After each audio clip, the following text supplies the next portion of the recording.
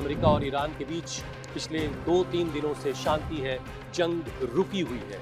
आसार बातचीत के शुरू होने के हैं और आज शाम से बातचीत की शुरुआत हो सकती है, ऐसा संकेत दोनों देशों की तरफ से दिया गया है। इस बीच पूरा मध्य पूर्व का जो इलाका है, स्ट्रेट ऑफ हॉर्मुज, बाब-अल मंदब, इन सारी जगहों पर क्या हालात हैं और दुनिया भर के देश इस पर कैसे रिएक्ट कर रहे हैं, ये पूरी खबर आपको दूंगा। इसके अलावा दूसरी बड़ी खबर है माइग्रेशन से जुड़ी हुई, जिसको लेकर के यूरोप में संकट जो है वो गहराता हुआ दिखाई दे रहा है। स्पेन में जिस तरीके से मोरक्को से लोग पहुंचे थे, उसे लेकर के एक हंगामा बरपा हुआ और अब यूरोप में इसे लेकर के एक तरह की बेचैनी देखी जा रही। तीसरी बड़ी खबर रूस और यूक्रेन के युद्ध से जुड़ी हुई है, जिसमें रूस की तरफ से यूक्रेन पर एक बार फिर से बड़ा हमला किया गया है। लेकिन सबसे पहले बात कर लेते हैं अमेरिका और ईरान के बीच चल रही जंग की, जो पिछले 5 महीनों से जारी है, पिछले कई दिनों से रुकी हुई है। इससे पहले भी कुछ दिन रुकी और रुकती है, फिर जंग शुरू हो जाती। इस तरह के हालात हमने देखे।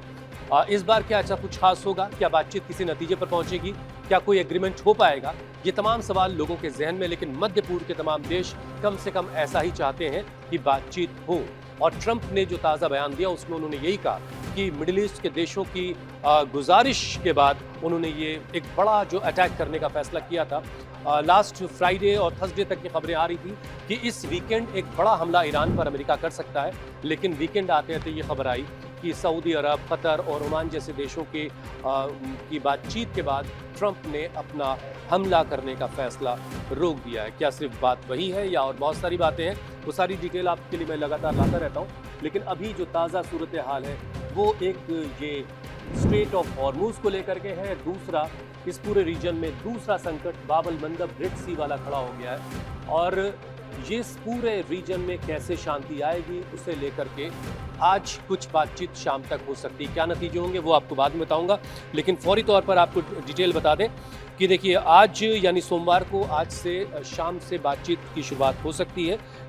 डोनाल्ड ट्रंप अमेरिकन राष्ट्रपति की तरफ से बात कही गई है और ईरान भी बातचीत के लिए अभी फिलहाल राजी। हालांकि दोनों तरफ से धमकियों का दौर भी लगातार चल रहा है। ट्रंप ने कहा है कि उन्होंने अमेरिकी हमले रोक दिए हैं ताकि बातचीत को मौका मिल सके। ट्रंप का दावा है कि समझौते की रूपरेखा बनने लगी है और वो सैन्य कार्रवाई के बजाय एक समझौता चाहते हैं। हालांकि बीच बीच में तमाम सारे जो उनकी धमकी वाला अंदाज है वो भी हमने देखा है, तमाम बहुत सारे हमले किए जाते रहे लगातार, वो भी हमने देखा है। ईरान की तरफ से क्या कहा गया वो भी आपको बताता हूँ। ईरान की तरफ से कहा गया कि अगर अमेरिका बमबारी को रोक देता है तो हम भी अपनी तरफ से हमले नहीं करेंगे। हालांकि इस बीच हमने प्रिएम्प्टिव एक्शन भी ईरान की तरफ से देखा था। जब सऊदी अरब ने अमेरिका के साथ मिलकर इराक में हमले किए तो उसके बाद प्रिएम्प्टिव एक्शन था। और ये जो एक्सपर्ट्स हैं दुनिया भर के वो ये कह रहे हैं कि अमेरिका के खिलाफ ईरान की स्ट्रेटजी धीरे धीरे बदल रही है और वो इस नतीजे पर आ चुकी है कि वो सिर्फ अब इंतजार नहीं करेंगे हमले का, वो पहले हमला भी कर सकते हैं। और इराक पर हुए हमले के बाद वो चीज़ हमने देखी थी। बहरहाल तेहरान की तरफ से कहा गया कि अमेरिका को पहले अपने वादों और समझौतों का सम्मान करना होगा। आपको याद है कि 28 फरवरी को जब पहली दफ़ा अमेरिका और इजराइल ने ईरान पर अटैक किया था, जिस दिन पहले हमले में ईरान के सर्वोच्च नेता सैयद अली खामनेई को असैसिनेट किया गया था, उससे पहले भी बातचीत चल रही थी और ओमान के फॉरेन मिनिस्टर के मुताबिक बातचीत बहुत अच्छी दिशा में जा रही थी। उसके बावजूद बीच में हमले अमेरिका की तरफ से किए गए। फिर उसके बाद फिर एक समझौता हुआ, MOU बाकायदा साइन हो गया, उस पर डोनाल्ड ट्रंप के दस्तखत हो गए और उसके बाद फिर 7 जुलाई के बाद से एक बार फिर से हालात बिगड़े और 9 तारीख को अमेरिका ने एक बार फिर से ईरान पर हमला कर दिया था। तो ईरान की तरफ से ये साफ किया गया है कि जब तक अमेरिका अपने पहले के वादों और समझौतों का सम्मान नहीं करेगा तब तक बातचीत आगे चल नहीं सकती।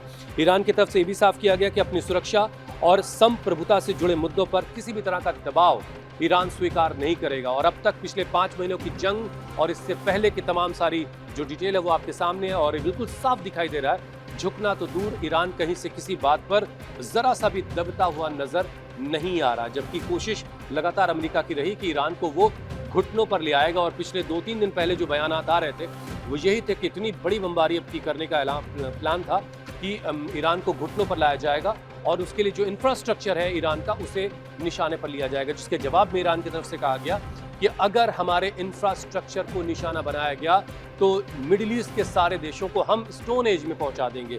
तो आप समझिए। और उसके बाद अच्छा, अब मिडिल ईस्ट के देशों को भी एक बात बहुत क्लियर समझ में आ रही है कि इस पूरे रीजन में अमेरिका के सहारे रह कर के बातचीत मतलब पूरे हालात को संभाला नहीं जा सकता। एक कोऑपरेशन क्रिएट करने की कोशिश, एक कोऑपरेशन बनाने की कोशिश सऊदी अरब की तरफ से, ओमान की तरफ से लगातार की जा रही है कि भाई इस पूरे रीजन में अगर शांति चाहिए तो अमेरिका के सहारे रह कर के शांति तो बहरहाल शायद नहीं आएगी। उसमें बहुत सारे फैक्टर्स काम कर रहे हैं, उसके बारे में भी आपको अभी मैं आगे बताऊंगा। फिलहाल जंग रुकी हुई है और इसके कई सारे कारण सामने हमको दिखाई दे रहे हैं। ओमान और इसके अलावा कुछ और देशों के जरिए बातचीत की लगातार कोशिश हो रही है और मुमकिन है कि आज शाम से बातचीत की कुछ शुरुआत हो जाए।